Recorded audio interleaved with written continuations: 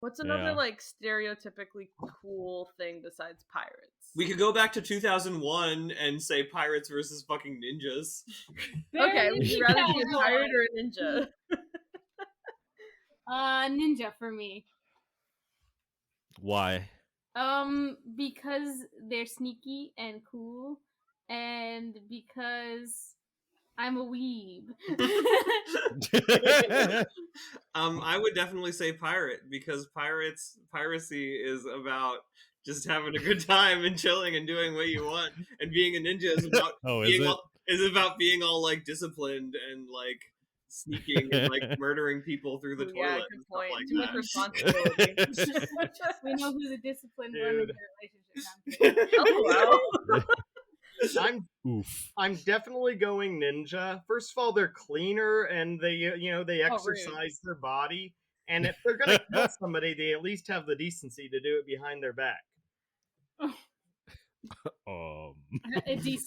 Excuse me? Yeah. Right. I would rather be a pirate because I can get drunk and I can be on the ocean until I die, and that sounds great. Also, fuck you, calling me dirty. The ocean is scary, man. I love the ocean. It's this bottomless thing. It's it's more existentially horrific than outer space, in my opinion. And it's terrifying. Why I love it. It's terrifying, but I'm obsessed with it. Yeah, I love the ocean. TBH. If you've ever been on a boat that's just sailing on a nice sunny day with the wind coming in, you gotta be a pirate. I mean, come on. Exactly. If you've ever wanted to stand, have you ever meditated on top of a mountaintop while your or whatever ninjas wear blow in the wind? No, because I'm terrified of heights. Yes. Have you all ever seen a storm on the and water? Both better. Coolest fucking thing in the world.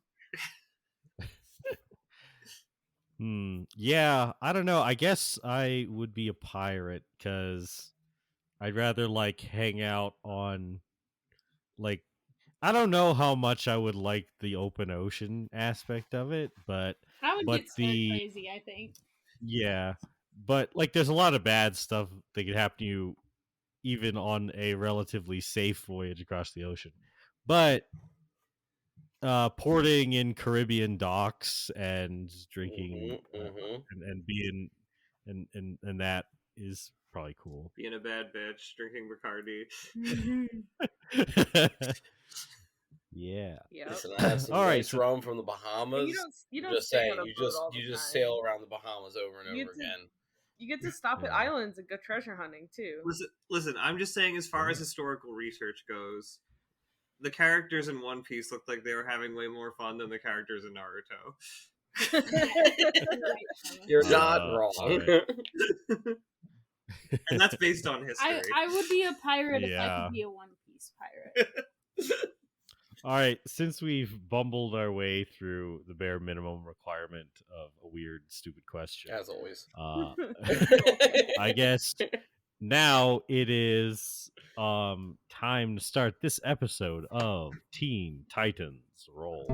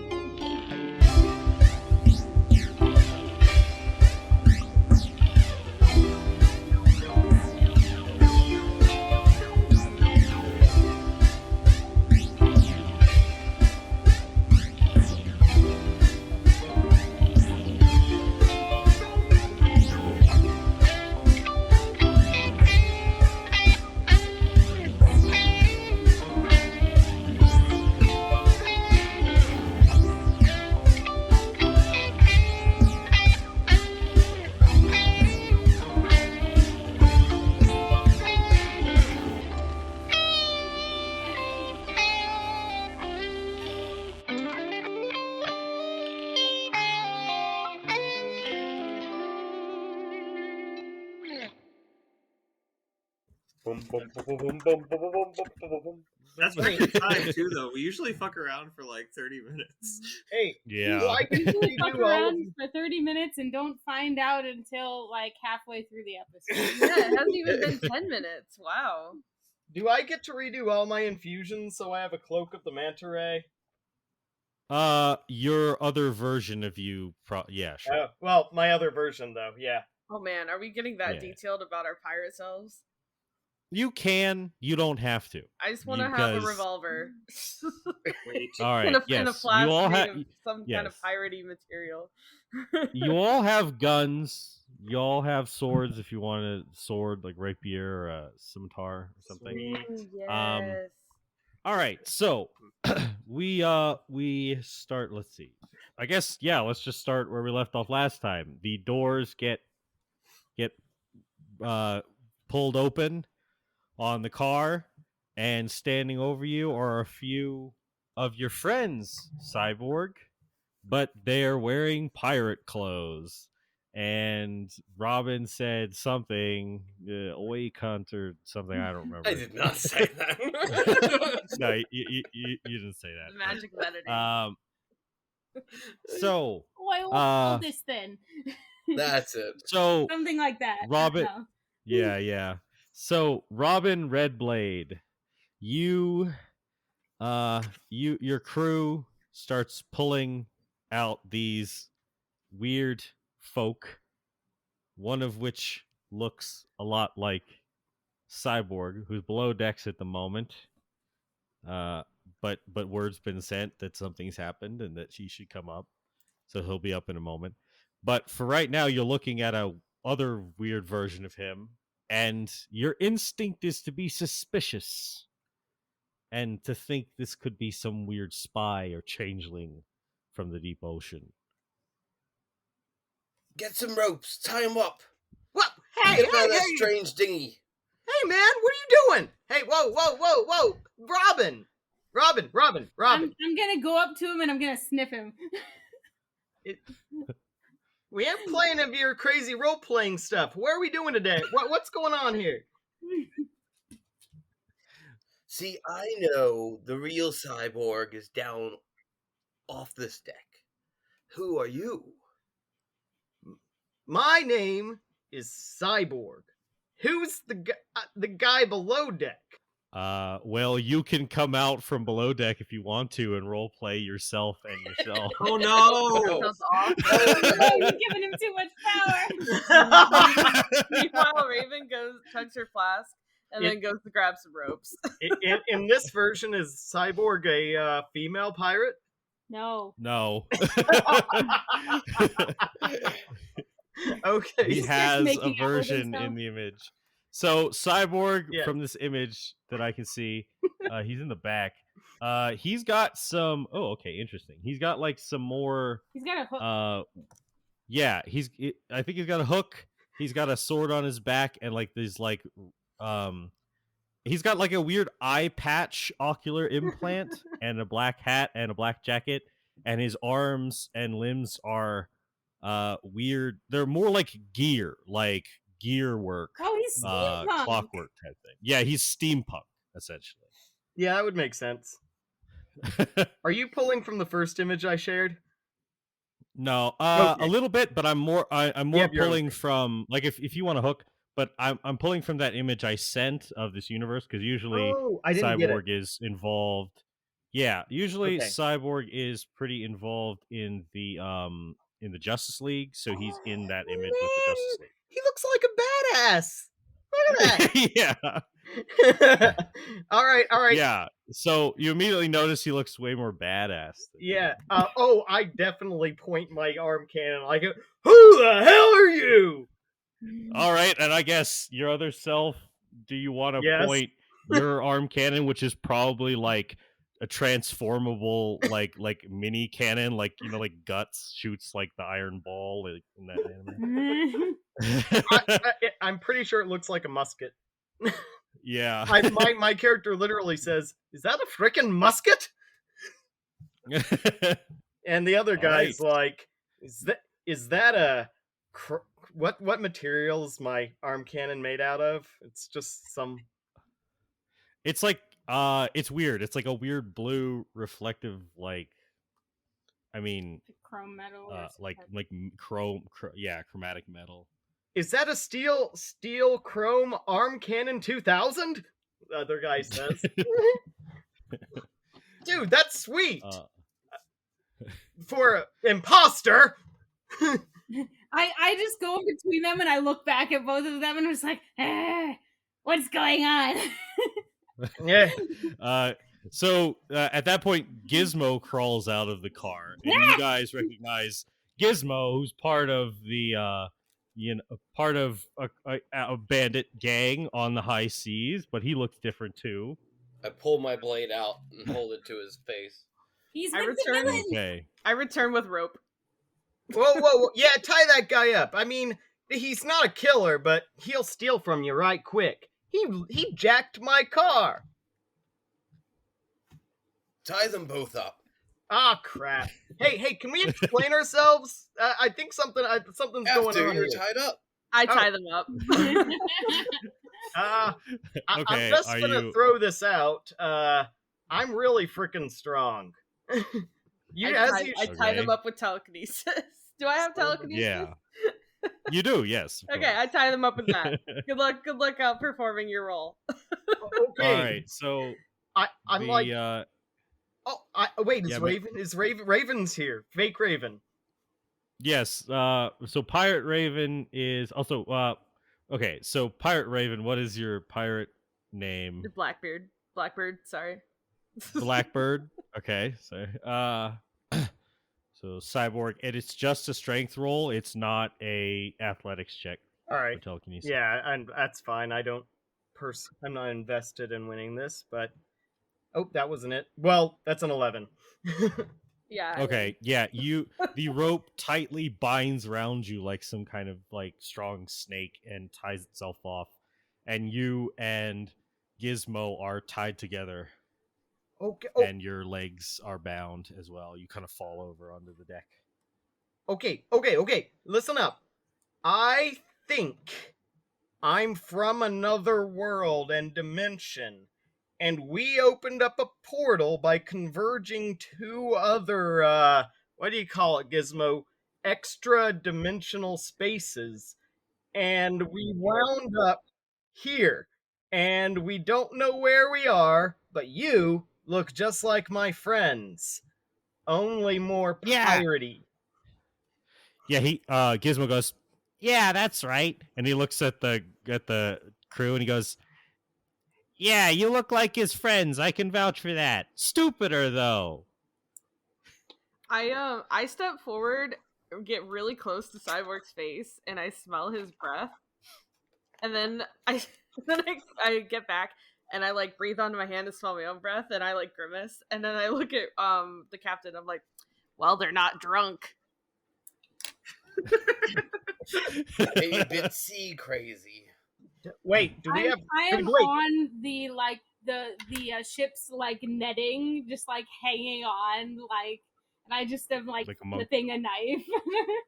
Do we have rum here? Are you a monkey flipping a knife or something? Or I'm switching between myself and a monkey. Nice. So are you guys like the good kind of pirates or the bad kind of pirates? Depends on who you're speaking to.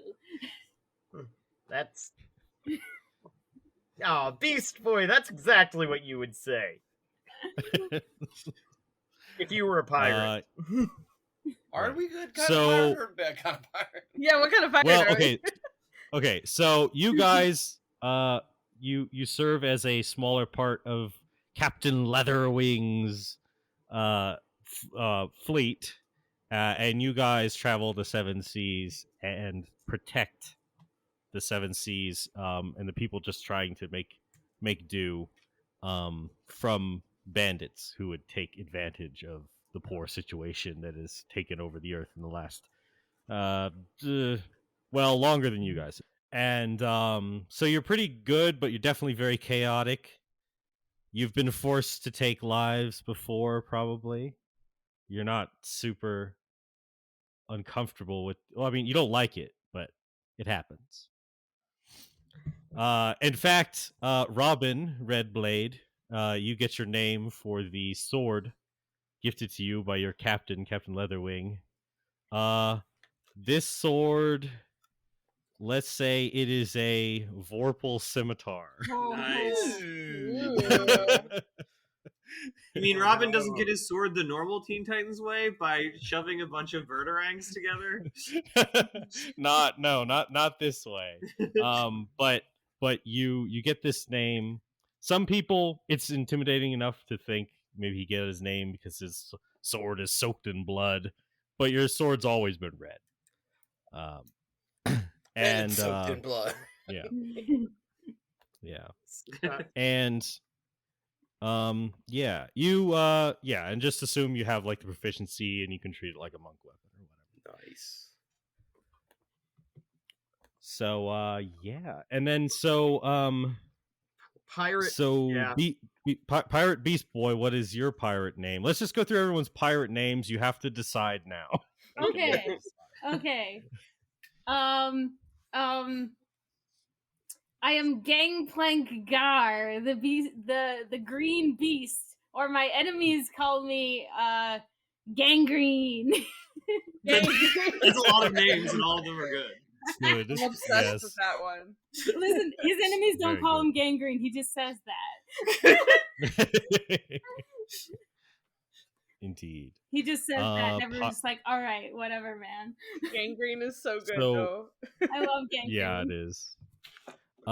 Pirate Cyborg, what's your name? I'm the Chrome Stallion. I think that's more Western.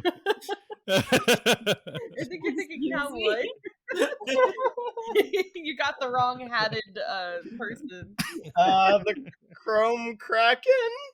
Chrome crack. Not bad. It's not bad, no. Chrome thruster. Captain Chrome. Captain Chrome. But you're not No, he's not the the captain. He can't be You captain. can't just name yourself Captain. You already have a Captain Redblade. First mate. Chrome. No. That doesn't ring. Set And- the right ring to it. Keep thinking on it. What if I was a Keep former workshopping captain? it. Wait, what if I was a former captain before I came underneath Robin? Well, you See, still wouldn't be called a captain. Ex-Captain anymore. Crow. Ex-Captain Crow. Formerly known as Captain Crow.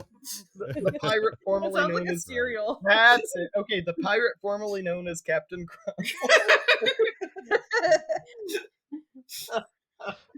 Also, Starfire, you can float down from the crow's nest where you were keeping a lookout before, Yes.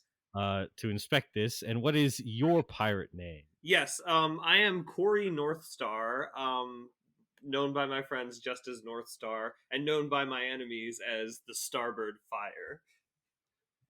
Nice. And unlike the previous Starfire, I've got a bunch of tattoos. Ooh. Ooh. For legal reasons, everyone is drinking root beer, and the tattoos are henna. Yeah, I just get henna tattoos over and over again. It's like an addiction. Listen, there's this one place like on a very small island where they like make like temporary tattoos and they hand it out to me. They just print those shitty stickers. They're like, just in case in this post-apocalyptic world, anyone who lives in it is underage. Here. Yeah. Since we have all Indeed. these fancy names. You can't be underage if you're in it. No, never mind.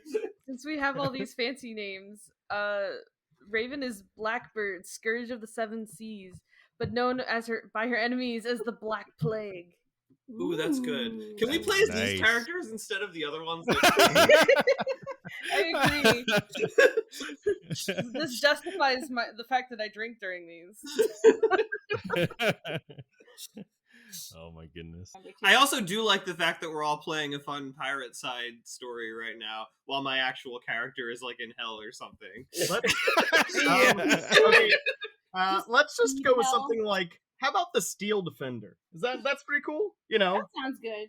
Okay, let's go with that. All right, so we'll just call you Steel. Cannonballs. All right. Cannonball! So okay, chill.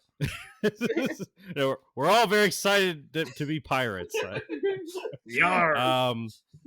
So the last thing that you heard, so pirate cyborg. Yarr. What do you think? You have kind of generally these similar capabilities as regular cyborg, so you can in those terms it's just less well, it's more steampunk oriented, I guess. Now there are definitely, like, look, there's like a freaking space cop on the Justice League ship, so Yeah. right, so like it's not like super science is entirely foreign. It's just that the infrastructure to have it on this planet is pretty shot, but you know about like theories of alternate Earths and stuff, so it's not entirely outside of the realm of possibility. All right. Yar! We handle this the old way. What's Raven's name? Blackbeard. Blackbeard. Blackbird. Sorry. Blackbird. Blackbird. Release him. Every time someone accidentally calls Blackbird Blackbeard, she grows a beard for a second. And then I take a drink. It's like a drinking game to her. Blackbird, release this imposter. You are not the captain. I take another drink. So you have to ask, like, you have to like convince Robin. It's definitely even stronger. Like the ranking is even stronger in this universe with all the like the danger and stuff. Captain, we need handle this the old way. Release the prisoner, and he will undergo the rite of testing. What is this rite of testing? You make these things up on the fly, Cyborg. You gotta run this past me first. An ancient art whereby two mighty men face each other in a duel, whereby they test each other's metal as well as their metal, and find the reality of the other one's truth and muscle. Okay. I clear my throat loudly and like eye at like Blackbeard. Blackbird. If you blow a hole in my ship again, you'll be tied up with them. Yar! It was just the one time. Put him in night in the brig. One time, because I've been hard on you recently. You get this one last fun thing. Throw him overboard if you need to. Yar! Release the metal man. All right. The Steel Defender takes off his shirt. and he walks up to Cyborg and gives him a dead stare, and then gets in a sumo stance. Okay, you're gonna sumo yourself? Almost, maybe. First, right. we stare each other down intensely, and then I flex, and we make an opposed charisma check. This is good. I like this. Okay. I think we have the exact same stats, so yes. I'm just gonna say this is a strength roll. Well, why did you say it was a charisma? Oh, roll, charisma. then? Sorry, charisma. My bad. All right. You gotta roll opposing charisma rolls against yourself. The first one is for Cyborg. He got a twin natural 20. The Steel Defender rolled a 19 for 24. Oh. Wow. So it's extreme. We both just flex ridiculously with a glint in each other's eyes. And we feel shockwaves of power roar over and the passion. two of us. Yeah, and so basically you both come out of it really respecting each other. Steel, what's it? You just you respect the hell out of this strange advanced tech that he has. But Cyborg, you respect what he's been able to do with like these like weird like electrically connected like gear things. It's very good. And you're like, myself. Not bad. The Steel Defender then rises his arms up and plows his elbow down onto the deck, and Cyborg repeats, and we lock arms in a mighty arm wrestling contest. Yar! Okay, right. Roll opposed strength check. Okay, first is for Cyborg. That's a 7. Oh no! Oh, he also got matched by a 7. You're equally matched.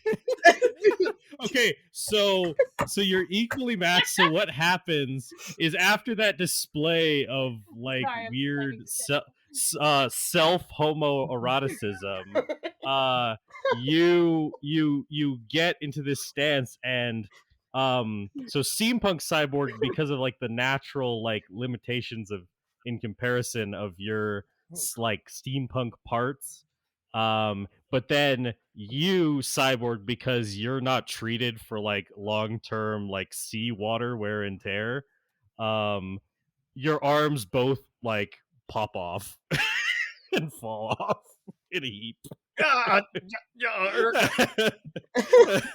and the rest of you guys are standing there pretty much like, yeah, these people are the same fucking person. We both look kind of ashamed at ourselves and like, oh, that happened.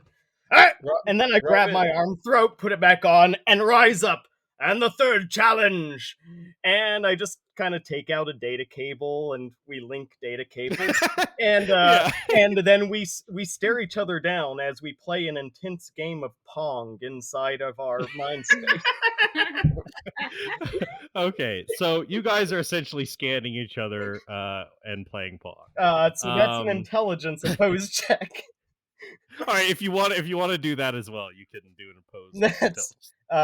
That's first one Cyborg. It's a 9. Second one is for the Steel Defender, who barely wins out.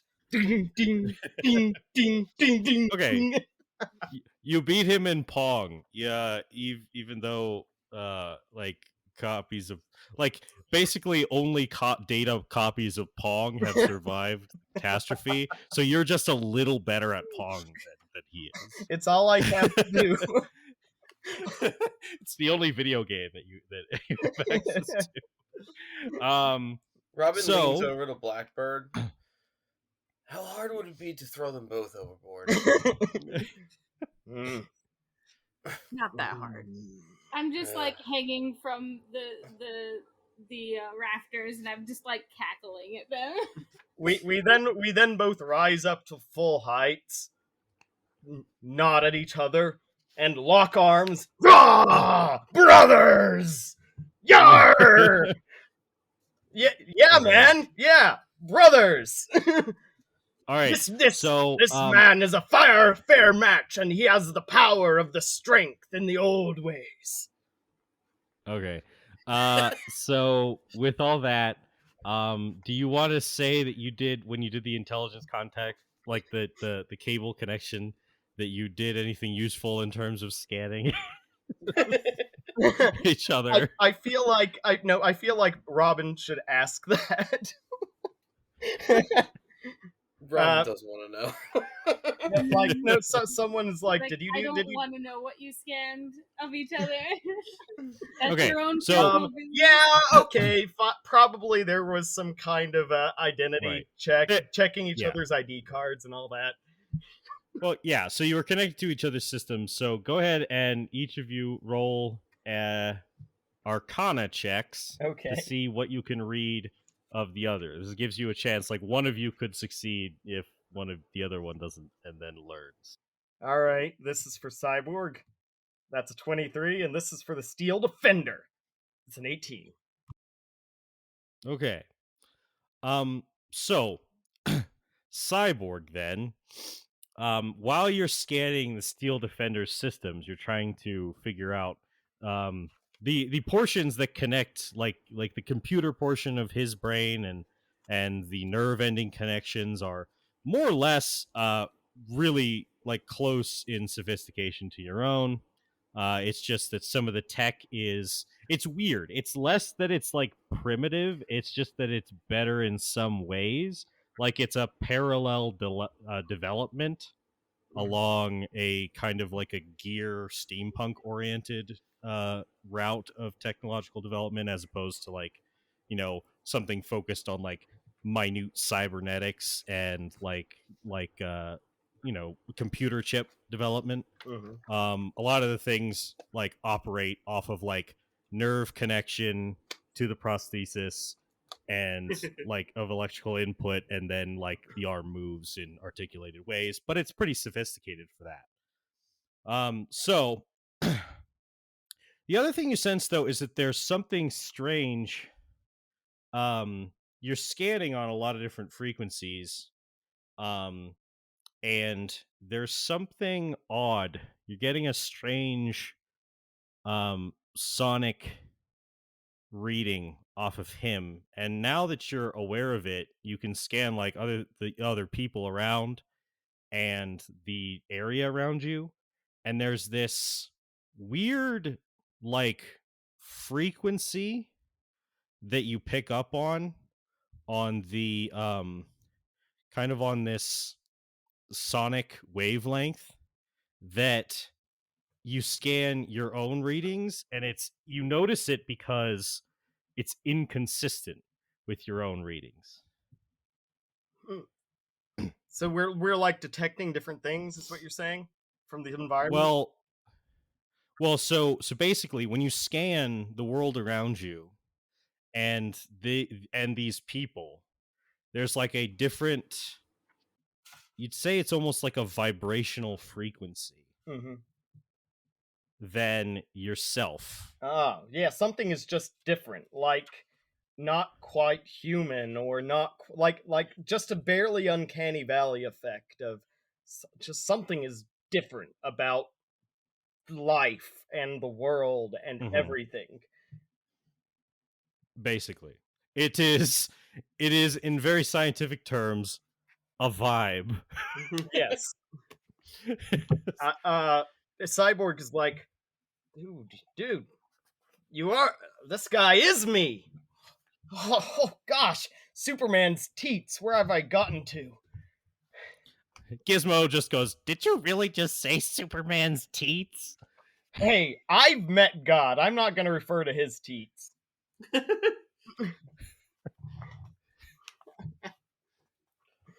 Okay.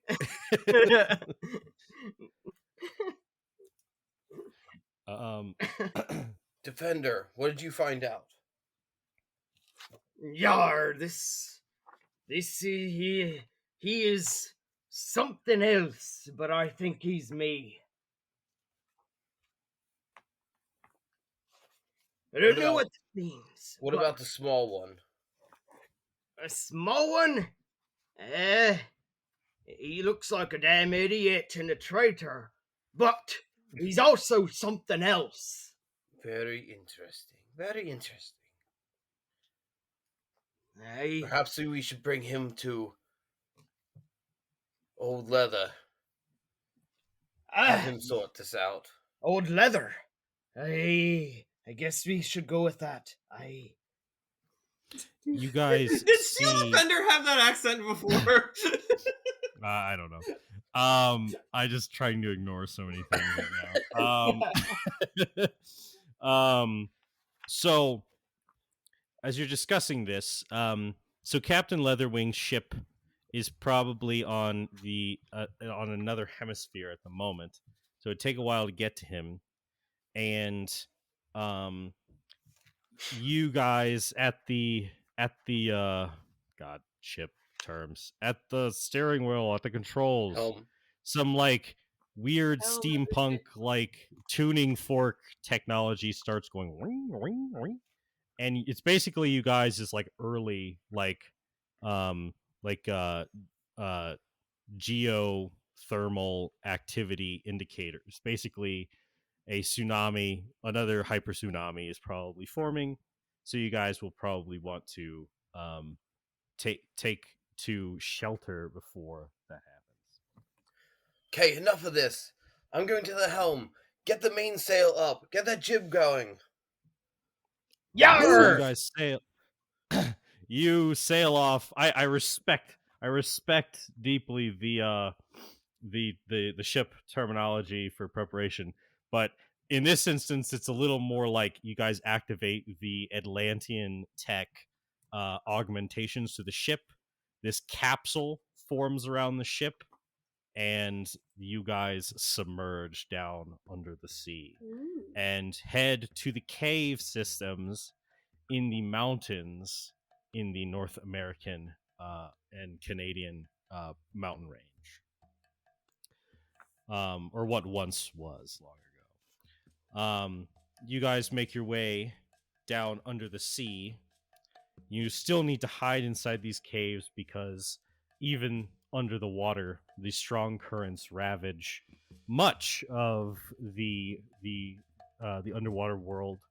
Only certain places in the depths of the old sea are safe, even for the Atlantean people. It seems when this disaster hit, which first seemed like it would provide superiority for the undersea kingdoms, that it was still treacherous to come to what was once the land above. But you guys get so you sail through the ocean, and Cyborg, you see as they go through fish and aquatic life swimming by, but quickly things like creatures start to duck into caves and small caverns. It seems that this portion of the ocean that was once the land above is kind of a dead region because the ocean currents, someone can explain to you, just ravage it so brutally.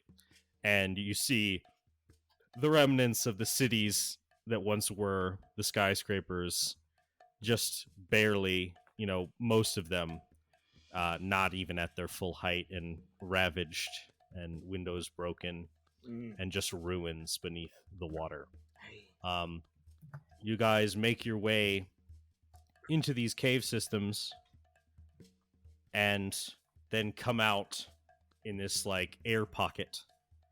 And there in this air pocket, there's like a little there's a port. It's full of like fish people, Atlantean citizens, and also overworld people, because this is basically there's two routes to survival in this world.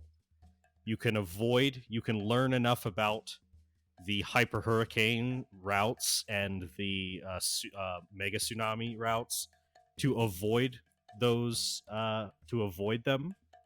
but that's usually just a question of how long you're lucky. Or if your ship is equipped with Atlantean tech, you can or some equivalent, you can dive below to the underwater cavern systems. And so this is basically like a port, right? Big supply port, but it's like an underwater cave, like mountain cave network. Holy crap! I need this technology. I gotta know how you guys make submersibles like this. I'm getting all kinds of new ideas for our craft. All right. Well, so you, Steel Defender, can respond and inform yourself that basically the most advanced tech in the world is Atlantean tech, which also combines some functionality with Atlantean magic, but it's not super like basically what is necessary is given out to the air breathers because I mean it's being spread pretty thin amongst all the surviving non-Atlanteans, non-sea folk, and so basically they give like a submersible augmentation to ships that they're allied with, and that the world rests very very much on the mercy of the Aquaman, King Arthur of Atlantis. I think his name's Arthur. It is. Yeah, it is. I just didn't want to be stupid. Yeah. So basically, that's kind of the arrangement, pretty much. There are islands, but only a few of them, few chains of what was once the old mountains exist along pathways that aren't resubmerged constantly by the mega tsunamis. Yar, ye be having to talk to the king before you get to an exchange of information and technology. It's you. Yeah. You're the guy you're talking to. Wait, what? If you're waiting for somebody to answer, it's you.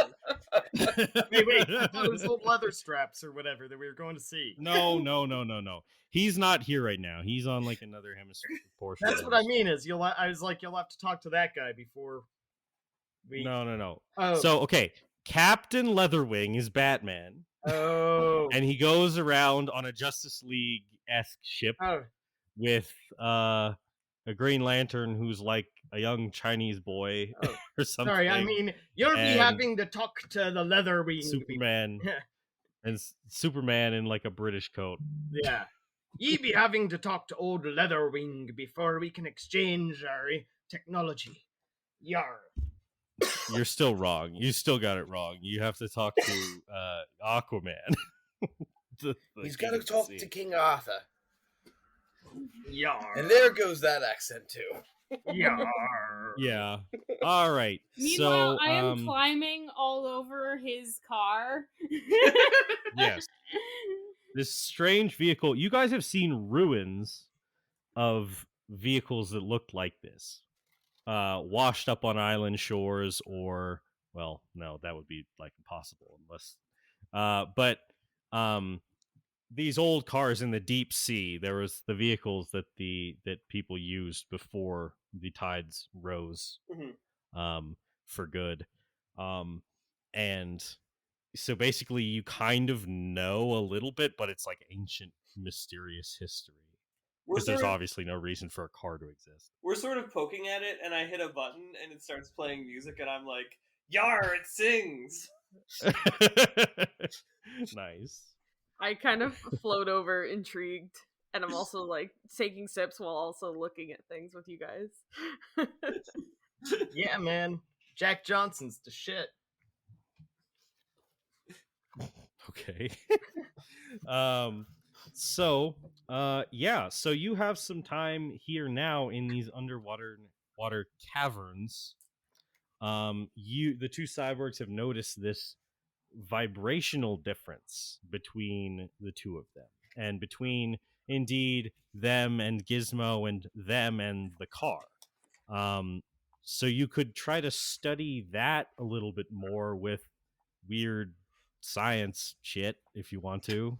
Yar. While you're in this port. Yeah, that's a great idea. Let's do that.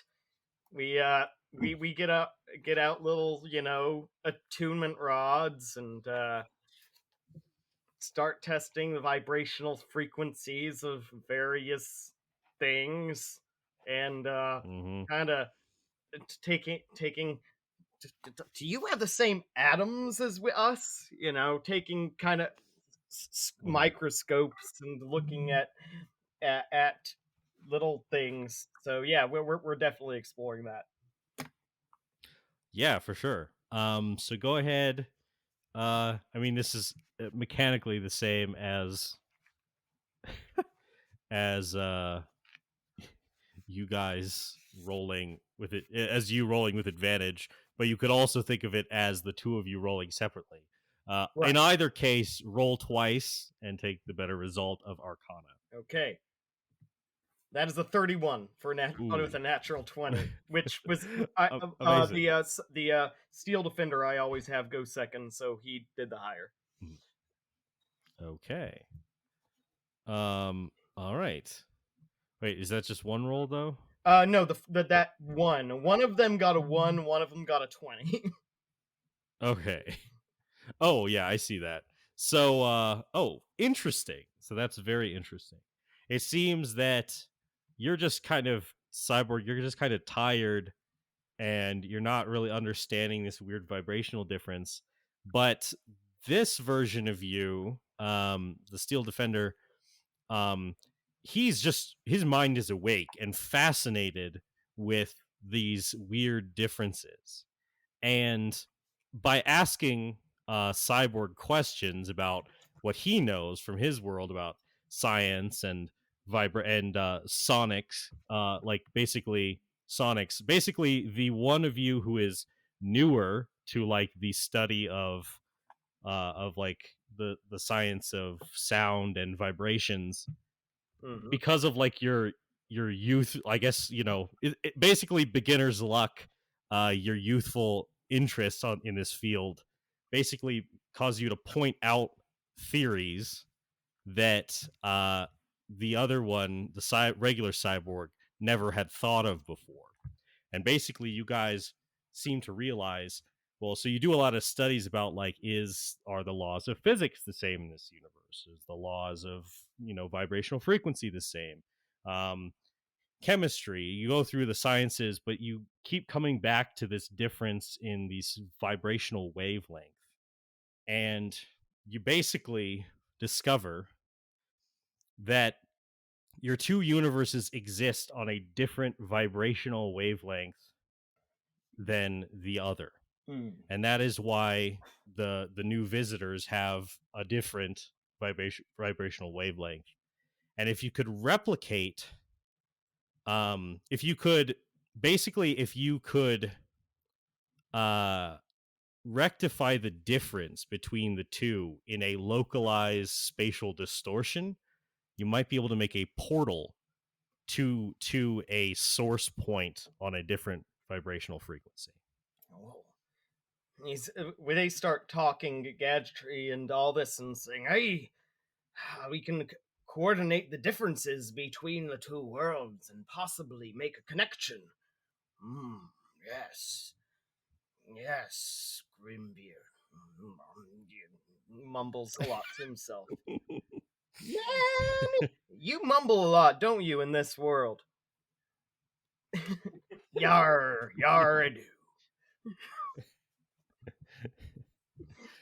All right. So you are excited for this. However, what you soon discover when laying out plans to build this portal is that most of the components, the internal components, will have to be from will require a certain tech level that doesn't seem to exist, at least here on amongst these Titans on their ship. The only source of that is your car, Cyborg. You'd basically have to cannibalize it to turn it into into a passageway back home. Yeah. I take out my pet, my baby. I think your mama's gonna be donating a few more parts to science. What? No, dude, the car does not cry. No, my little. You remember I created a little. Oh, the awake, the alarm system. The alarm system, basically, as an alarm system, it just like randomly like cries like a baby, but like also like an alarm every once in a while, like eh, eh, eh. It's okay. It's okay. Look, she's fulfilling her purpose. Don't I wish I could be half as useful to the world as she is being. So, are you going to begin the long process of building this portal? Yeah, that's gonna start. All right. So the process begins, and the Steel Defender version of yourself helps you. But before we get too far into that, let's go to our other group. Oh, thank God! I needed to go get some booze. Hold on. Go on. Okay. All right. So Prime Earth. So basically, you guys were just recently discussing these things. You got these talisman from with these frequencies from another universe, from other universes, from John Constantine, or well, just signed JC. So you know, yes, and you were discussing things, and you have this equipment from Cyborg, that you got to scan the crime scene or the disappearance scene, Robin. And you just had the thought about your friend Wally, who could maybe help you. Mm-hmm. So you thought you'd give him a call. So are you going to do so? Yes, I was stepping away to give him a call. Yeah. Bring. Shoot. All right, you call on the communicator. I don't know what sound the communicator, if the communicators make a in-canon sound. No, that's impossible. God, I wish I were doing a reroll of that. Same. There's always just things I want to do. So you call, and the phone, the communicator, it rings a couple times and then picks up, and you hear this voice go, hey Dick, hey, what's up, man? I got a thing along your, seems like a little bit kind of your specialty, picking up a difference in vibrational frequency. He's like, vibrational frequency? He's like, well, he says, I could maybe tell what the readings mean. It's not really my specialty. I'm more a chemist. Sorry. And then he kind of orders something, and then he says, sorry, I'm in Tokyo right now. I was just in line for sushi. Do you need me? Yeah, we kind of lost Cyborg and Starfire. Shoot, that's mainly Starfire. That's crazy. Okay. Oh, well. He goes, oh, well, that's really bad then. Oh man, he's like, man, sorry I'm so far away. It's gonna it'll be longer till I get there. That's and okay. Then can you bring me some sushi? And he goes, oh yeah, sure. And then there's this, Robin just kind of puts his hand out. Yeah, and he puts some sushi into your hand. Thanks. He goes, oh, sorry, I forgot a plate. And then he's like, hold on. Here you go. Thanks, and then he, like, at super speed, he eats the sushi that he has on his plate with his chopsticks. Like, he's like, hey, and he goes, Robin, and he gives you a big hug. I'll take it. It's been a long day.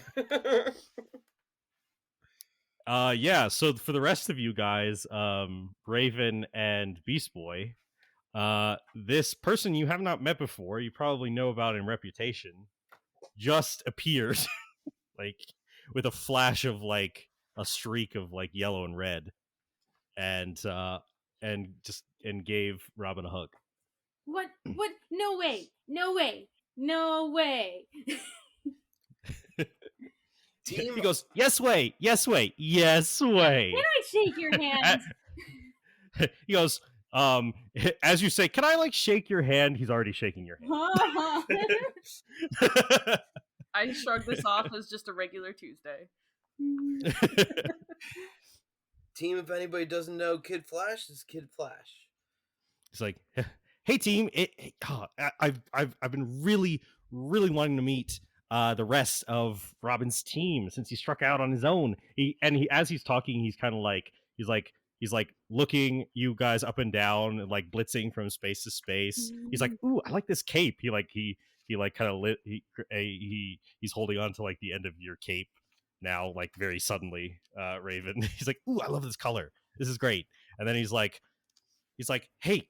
And then he like zooms back over to Beast Boy. He's like, wait, can you really turn into any animal? Anything. Yep. Whoa, any animal. Make a request. What you want? He goes, cheetah, hedgehog, gerbil. He just like starts like really fast, like flying through animals as fast as he can think of them. I try and transform to everything that he says, but like I get like discombobulated and confused, like while he's like saying them so fast. Yeah, you're very rapidly like 3 animals behind. Yeah. Yeah, it makes me a little dizzy. He's like, oh, that's so cool. And he goes, so basically, Robin, you could tell he's getting a little ADHD distracted. Wally. Huh? Oh yeah, sorry. Science stuff. And he like grabs the scanner out of your hand, and then he like zips from point to point around the space and starts scanning. He goes, yeah, definitely some differing vibrational frequencies. If I had to guess, oh boy, interdimensional portal? Not no time travel? He goes, I'm not picking up any signs of that, although different universes usually exist on a different point along timelines, or sometimes they're in the same point, but they're so different you can't really tell the difference. And well, there's also this very interesting theory. He's basically okay. Focus a little bit. Oh, so yeah. Is there any way to tell what dimension they went to? He says, well, with these readings, I could try to track a trajectory. He says, and then he also sees the talisman that Raven's holding in his hand. He goes, whoa! And he quickly, he like zips forward, and like he has like that one that's that like glass tube with the living lightning in it. And he goes, oh, well, I can already tell you what this is. What's that? He goes, that's definitely Speed Force energy. What are you guys doing with it? I think that's where Starfire is. He suddenly kind of like stops. He finally slows down a little bit. And goes, oh. Says, ugh. He kind of puts his hand on his head. Robin, I'm real sorry. He says, that's probably not a good time for her. That's why she's the priority. If that's a Speed Force, is that something that you can handle? He says, well, he says, I think so. It's kind of rough though, man. It's like, he goes, okay, so basically, think of it like an extra dimensional space that's like the embodiment of the concept of forward motion through time, velocity, speed, if you will. It's what allows me and people like my mentor to travel so fast without negatively influencing the world around us. We basically get to cheat when it comes to the laws of physics. He says, your friend, Tamaranian, right? They're capable of interstellar travel, so she could survive a little while in there. But how does time move? She's been in there for a little bit at this point. She goes, yeah, how long? Do I know? You can around give how a general. Long? Yeah, you kind of know around how long. Kind of give him the general idea. He goes, okay, well, we need to hurry then. He says, but here's the problem. He says, I can get there, but I don't know if I'll be able to have enough energy to break back out again, with her or otherwise. He says, if there were a way to kind of loosen the distance a little bit between the dimensions, then I might have the strength to pull her out. Basically, I only have the strength to get in or to get out. Well, what can we do to loosen the distance? Well, so I will say that Raven, you kind of know with these focuses for the plane shift spell, you could try to basically like not fully cast it like in terms of traveling yourself, but you could kind of, as he says, weaken the barrier between this dimension and that one for a brief moment. But it would be an infinitesimally small portion of time. And then if you did that, you wouldn't have so basically, I'm pretty sure, I don't know if I wrote it or not, but given it's a 7th level spell, I'm pretty sure at this stage you can only cast that once a day. So if you did that, you guys wouldn't be going to get Cyborg and Gizmo anytime soon. Okay, I relay all of that information over because that's too hard to repeat. Okay. All right. Yeah. So basically, you think you can get him there, and then if you can get him there, but it's like a very small like window of time. That's what you're worried about. You're kind of like, how is he gonna get through this very brief like shift of density in the universe? I kind of explain all of that, and then I look at Kid Flash and I'm like, so are you fast enough? He goes, oh, am I fast enough, sister? I mean, like, he goes, really fast. He goes, he leans in and he goes, I'm not quite sure, to be honest, to be completely humble with you, but I'm gonna try. Should we call? She's like, and nods because that's kind of what she expected. Yeah. Is this going to be too dangerous? Should we call the Flash?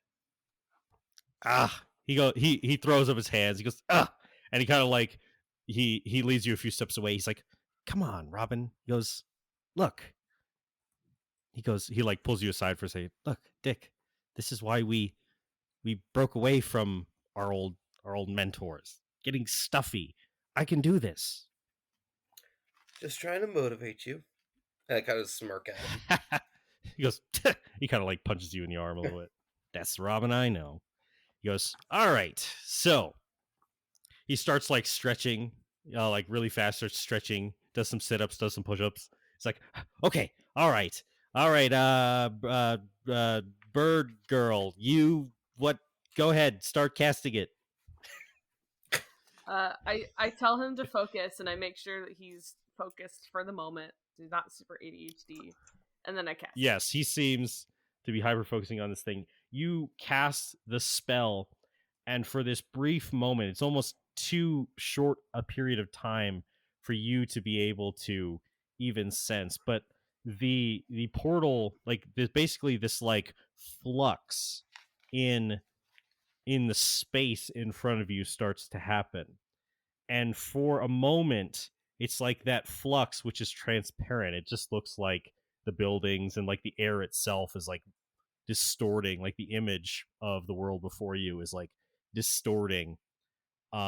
There's this brief moment where the transparency seems to reveal something else, this like energy, this reddish and yellowish like flow of electricity just for a brief second. And Wally runs away. And you're all standing there like, and then he runs past you guys. Just as like a flash, so to speak. And then again. And then again. Faster and faster and faster and faster until at this final moment when you just feel like it's about, like, it's like less than a second, but definitely, where you feel like you're going to lose that weird, the difficult aspect of like partially holding this tear or this thinning of reality. He bursts through it. And there's this feeling as you're holding onto the spell of it being like ripped out of your hands. And you guys see this tear in reality break through and then dissipate completely with a crackle of yellow lightning. So, Starfire. Yes. You recently started to bleed out of your ears. Mm-hmm. And most of your pores. Okay. On your face. So that isn't great. It's rather unpleasant. And your mind is like, you're so exhausted, your mind is starting to go. You don't know how long you've been here. It feels like years. But it's not like you could spend that whole time thinking about anything other than really just how bad the situation is. But as you look, go ahead and roll perception for me. First roll of the night, boys. Perception is... Well, no, Cyborg rolled a bunch against himself. Oh, yeah, that's fair. I mean, first roll for me. Okay. 2 to perception. Oh, my God. Wow. You rolled a 1. That was really just to see if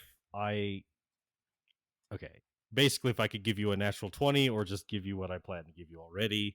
So not the worst thing for you to not roll well. Okay. All right, so you are flying. You've been mostly feeding off of the reverberations of your own voice through time. And that worked for a while. That worked as sort of how you wanted, like a perpetual feedback loop. Yeah. But eventually, some weird things started happening. You started hearing your own voice grumbling, saying really negative things. What are you trying to do? Basically, like, you're deluding yourself. Yeah. And you're like, wait, but I didn't say that. But then you realize time isn't flowing linearly in this place. And it becomes a negative feedback loop as you hear these things being said. You think, what? I didn't say that. That's BS. Like, why is it, am I hearing my voice discouraging me? I didn't do that. And then a few moments later, you would start to grumble and complain. Yeah. And then you realize that's when it happens. It was a self-fulfilling prophecy, yeah. Yeah. And so no matter how much you try to be positive towards yourself, there are also voices of future selves that do fail in that regard and deliver negative discouragement. So thank you for the therapy.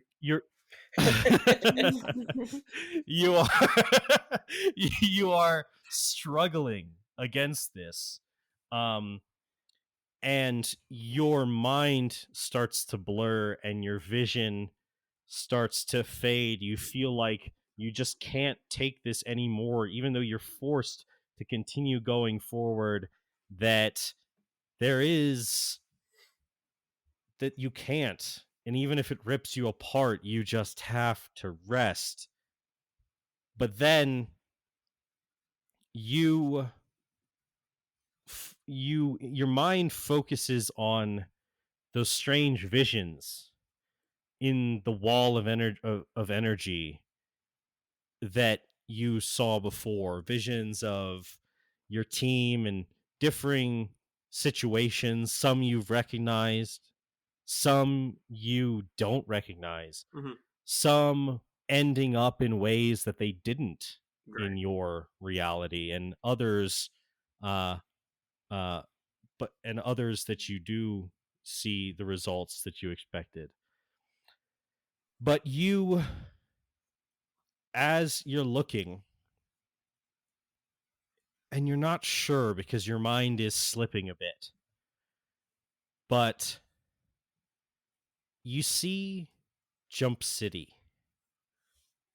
and you see this reality where you see this kind of like, it's like you flying over Jump City, and down below there's just like this mass, this horde of like things that look like insects, but there's this metallic clanking, and you do see these red robotic lights, strange little robots flooding the city, consuming it.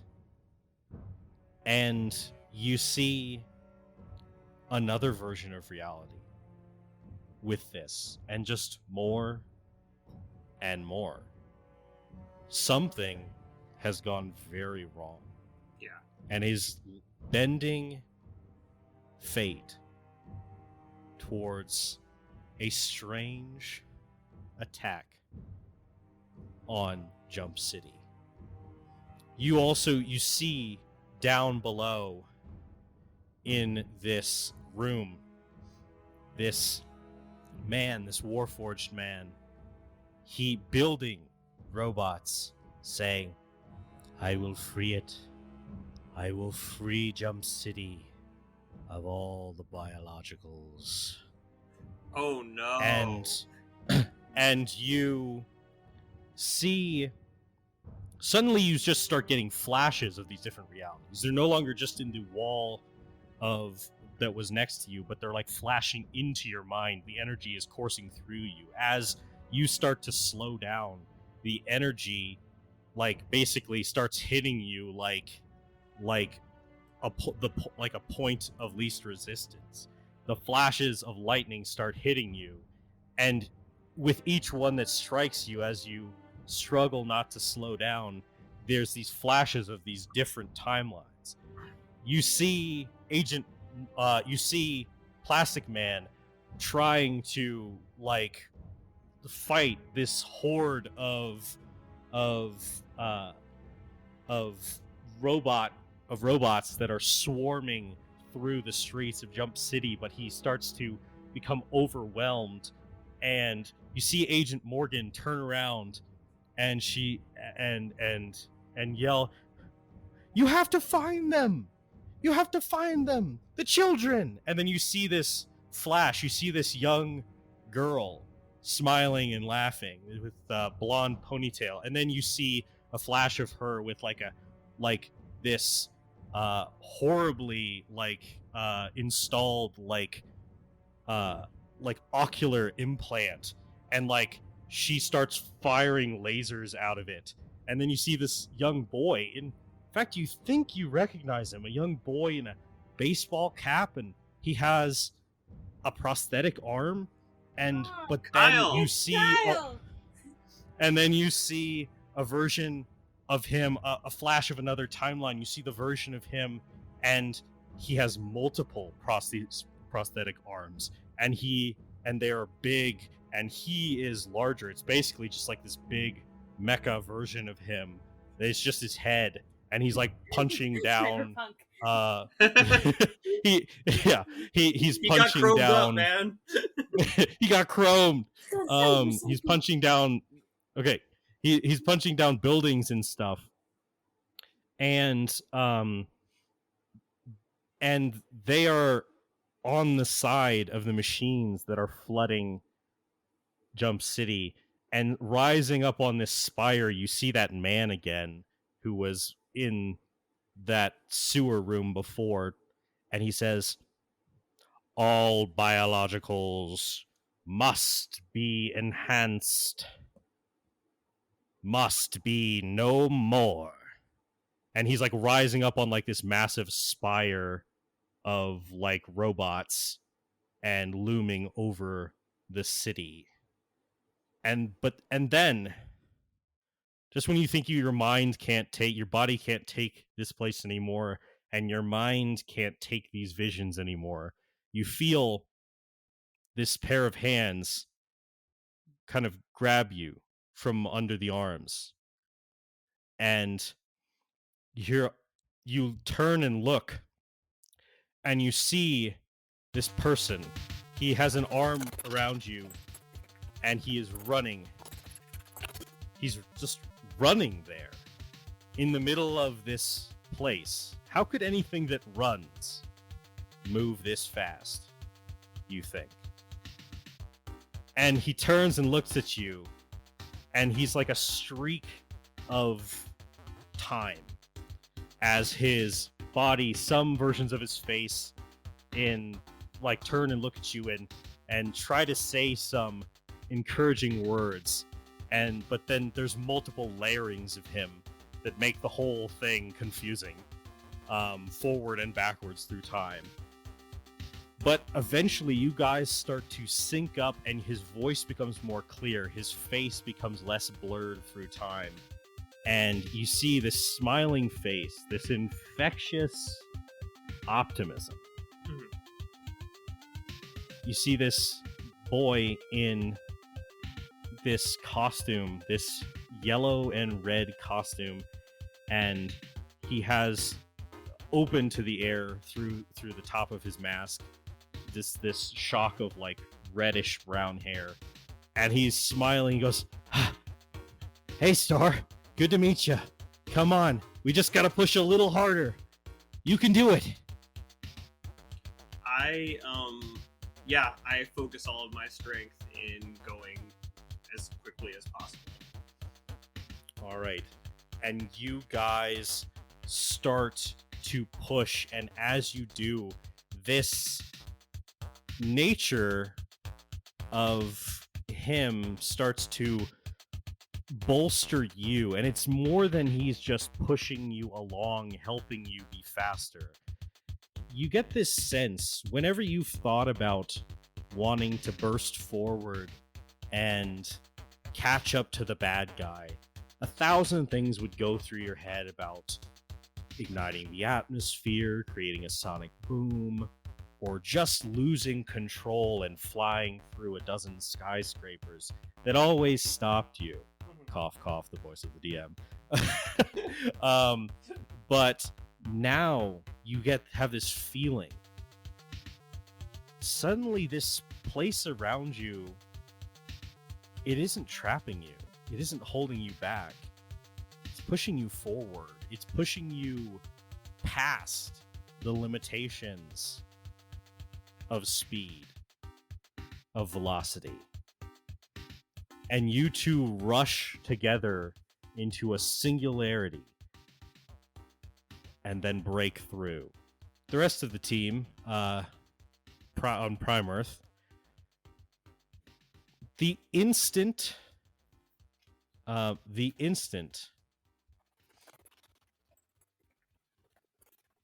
whoa, What is that? I'm getting weird Yeah, I'm getting weird sounds from Robin, and his mute was like blinking back and forth at like the speed of Yo, I was watching that. I was like, what the heck is going on with that? Little distortions going on Wally here. West from the The Speed Force coming through. Speed Force is coming through. It actually sounded like a fast like.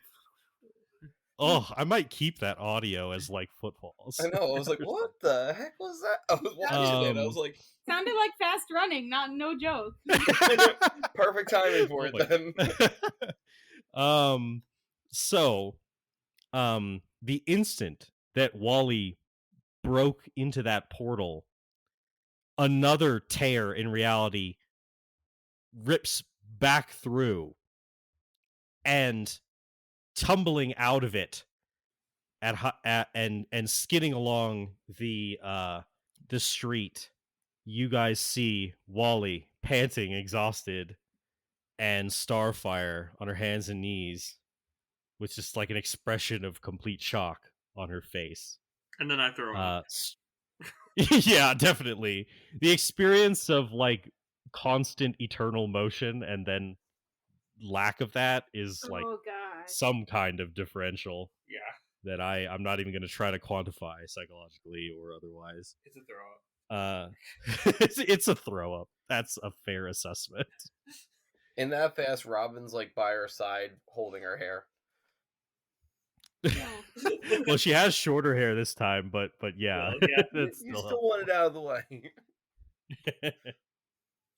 Yeah, I sort of after I'm done that, I look up at Robin and I stand up and I squeeze him. I squeeze back. It's good to see you back. I don't know where I've been. Is Cyborg Cyborg okay? He's still somewhere else. We'll find him. He's not in there, is he? No. I don't think so. Not from what John seems to think.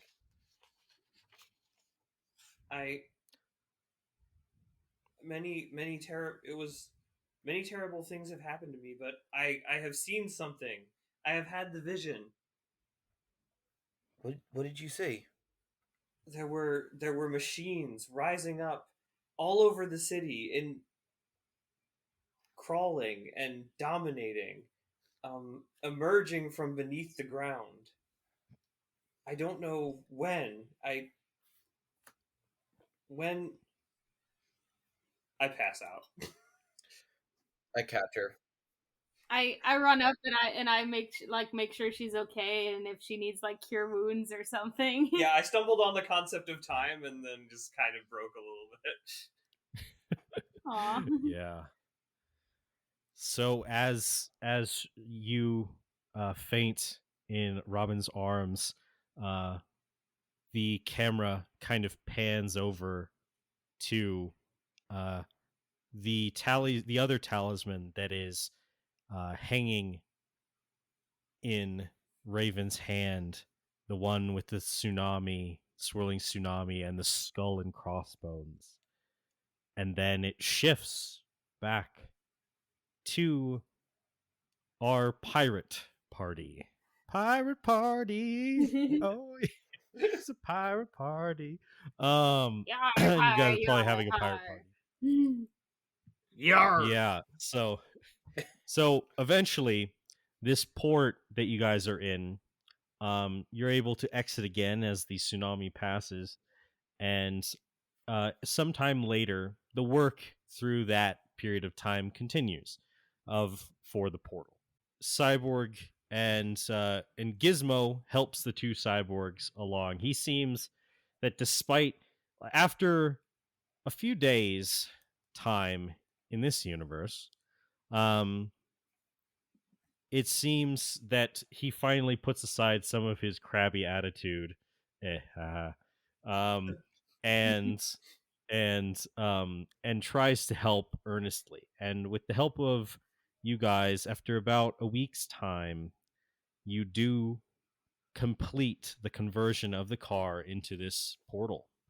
you're ready to power it up to see if it works. Although, yeah, and so to see that, go ahead and give me a straight Arcana check. This is something of complexity that even multiple people working together, it affords you a single check. All right, I think I'm going to pour everything I have into this. It's been several days, hasn't it? Yeah, so basically it's almost been a week at this point. I have resources. There've been you've collected some resources, some Atlantean tech to help, but it mostly requires the parts from the car, converting, basically this, taking it apart and reshaping and reconfiguring the power source of the car into something that will generate a vibrational field in the proper size of a portal for you and Gizmo to go through. As you guys have sailed along, you've encountered a few ruffians or stops, even if it's just you've watched as this version of the Titans would sail along a massive galleon generational ship that houses like a city worth of people, and people of children who were born on the ship, and old men who are reaching the point where they may pass away on the ship. I'd make a really good Waterworld joke right now if I had ever seen Waterworld. Yeah, exactly. If anyone had ever seen Waterworld. So, but basically, this big ship, and you see this version of the Titans sail up beside it, and also probably y'all's ship is probably called the Titan or something. And deliver supplies to these people on this ship, and join on their journey. Join for a few days to protect against bandits. You guys see some black flags on the horizon, but with the escort of the Titan, they don't even try it. And so you just kind of live life as you're working on the portal for a while with this version of the team. Familiar, but weirdly different. But still good people, just like the friends that you know. So it's uncanny. Yeah.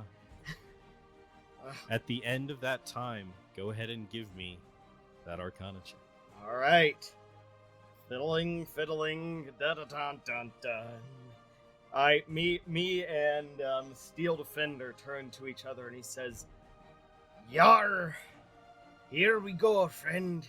If this works, you'll be long gone." Yeah, man, it's been a trip. Let's boot this baby up. Gizmo just goes, hurry! It's like, just kiss already so we can leave. Well, one of them should probably roll to blush. Okay, I'm rolling. I'm gonna tackle the new cyborg, and I'm like, no, he has to stay. I like them both. I want two friends. Oh, my little green buddy. I'm fond of you too, but people have to be where they're meant to be, and I have a world that needs protecting, just like you have a world that needs protecting. We have our duties that we have to perform, and I can't abandon that duty. Do you understand? Yeah, I do. Wait, if there's two of you, is there two of me? Oh, definitely. He's a badass dude who can turn into anything, but I have to say, he doesn't have the same style as you do. Yeah, I'm wearing like a purple and white striped like shirt, and like I've got like daggers, and my clothes is all like shredded and. My Beast Boy's a straight up dweeb. You're awesome, man. Yeah, I'm the best. By the way, the whole entire time they were repairing the car, I feel like I was like pranking, like hiding the tools and like trading them between them, and just kind of hanging around. Yeah. All right, I'm Nice. rolling this. Dun dun dun. All right. Oh, not bad. 27. 27. All right. I wanted at least a 25. Oh, so- good. I was All right. impressed to see what would happen if I failed, but this is good. Yeah.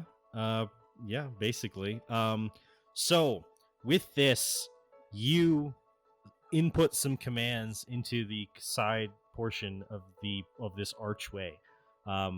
And you hear what was once the engine of your car purr to life one more time in a new way.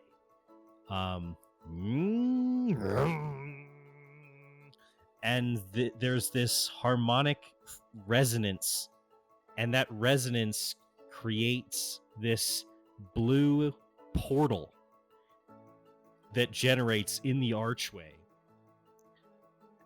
And it seems energy levels are consistent. You've got location.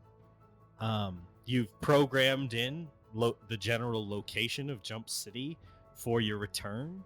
And yeah, that's appropriate. Temporal readings are correct. You don't think you'll arrive at the wrong time. And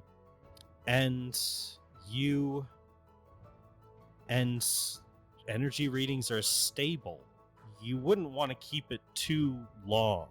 You don't know how long it could stay open. So you're going to want to make your goodbyes pretty quick. Oh, it's working! Oh, we are geniuses! Look, guys, I gotta go. It's been a trip meeting you guys. I wish I could stay. Gosh, a piece of me wishes like it could stay forever. I turn towards my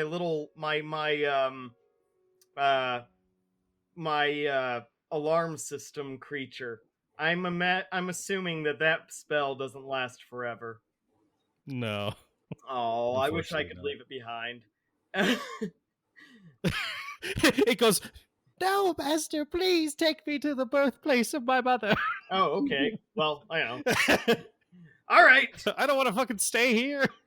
I don't say that out loud. I wish I could, but anyway, I wish I could leave a piece of me behind, but alas, you'll have to settle for someone who is equally amazing to me, the Steel Defender. May you defend this world strongly to your dying breath, even if it comes to that.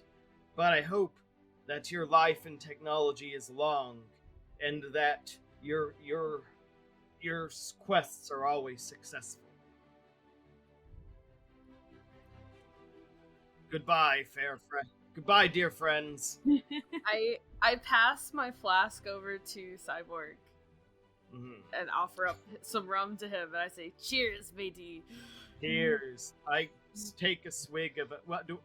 No, he's just letting me have a swig of it, not actually giving me it. I pull out a second flask. Yeah! I take a swig of it, and I pocket the rest to study later. Rum? Okay.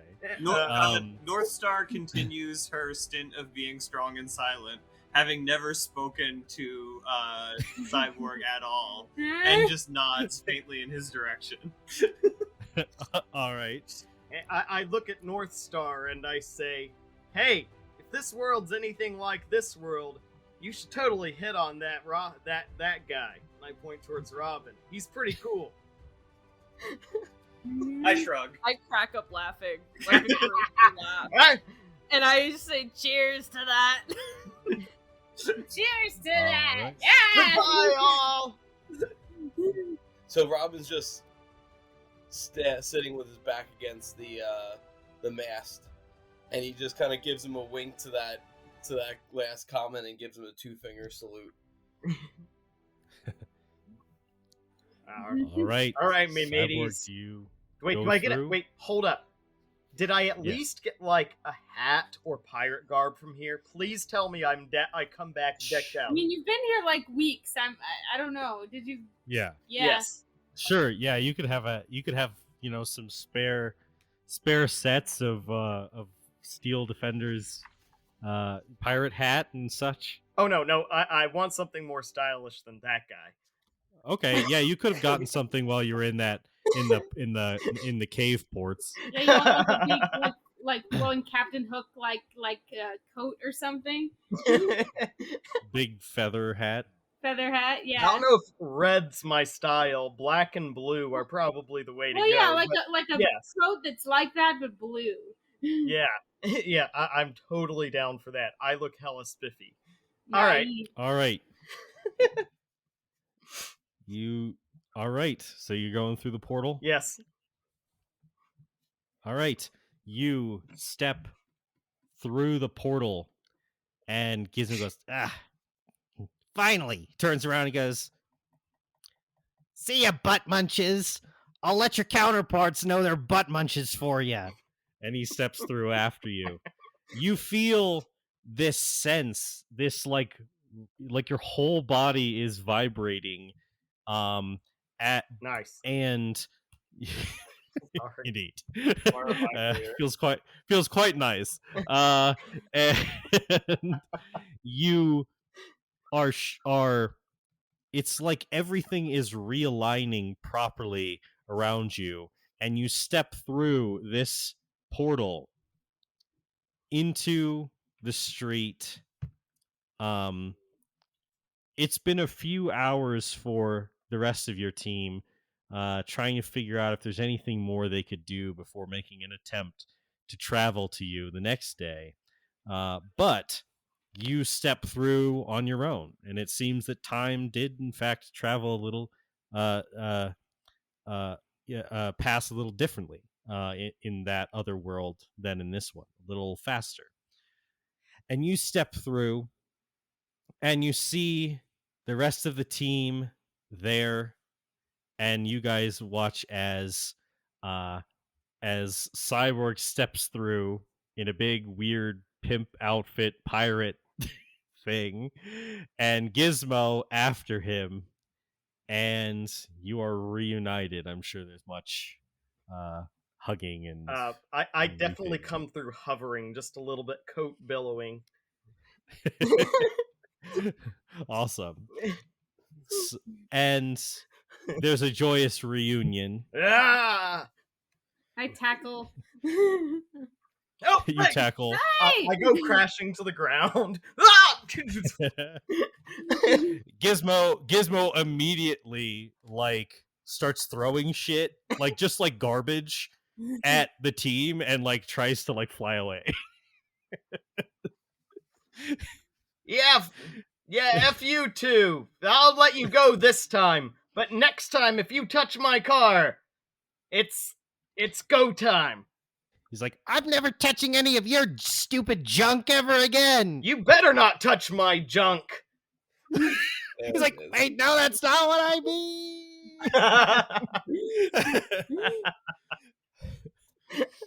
and with this joyous reunion, we actually well, is there anything you guys want to say in immediate response to Cyborg being back? I think I'm still unconscious. Yeah. Okay. What the heck happened, Cyborg? I was in another Why are you world. dressed as a pimp? I was in another Yeah, world. where'd you get this get up? And you were there?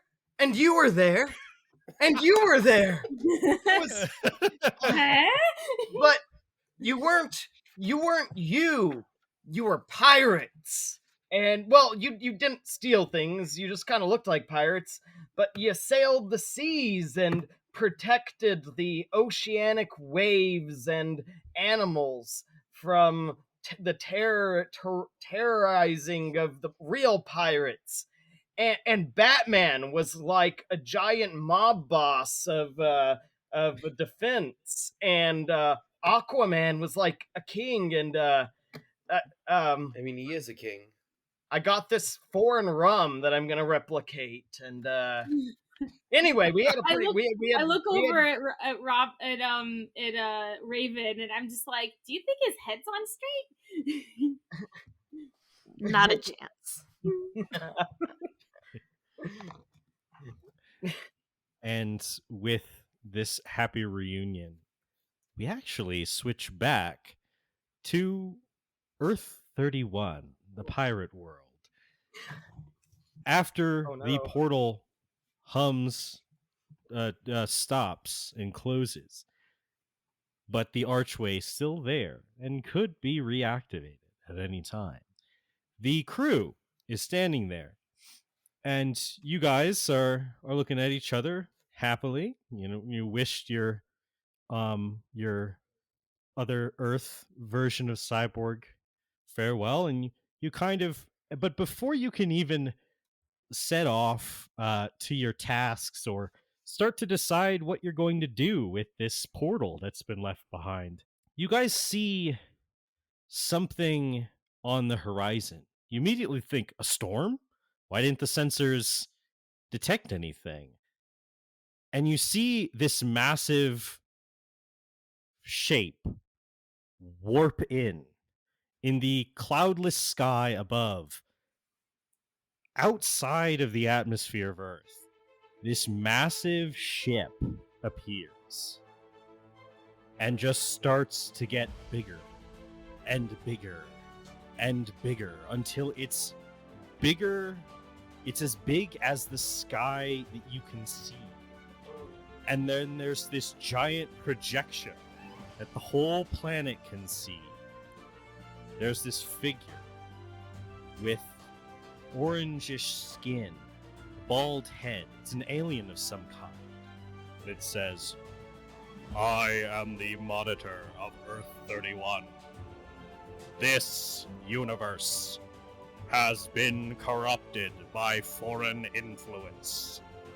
Prepare yourself for cleansing procedures." And you start to see these dropships descending onto down from this massive ship above. And you all turn it, and the shot is of this team. It zooms in close, all of you glaring up at this new threat, something greater than anything you faced. And it zooms in close to your face, Robin. You know there's a new fight on the horizon. I pull the sword. Prepare yourself for battle. And that's where we end this episode. And we leave our Earth 31 Titans to whatever might come next for them. Team Titans, sail!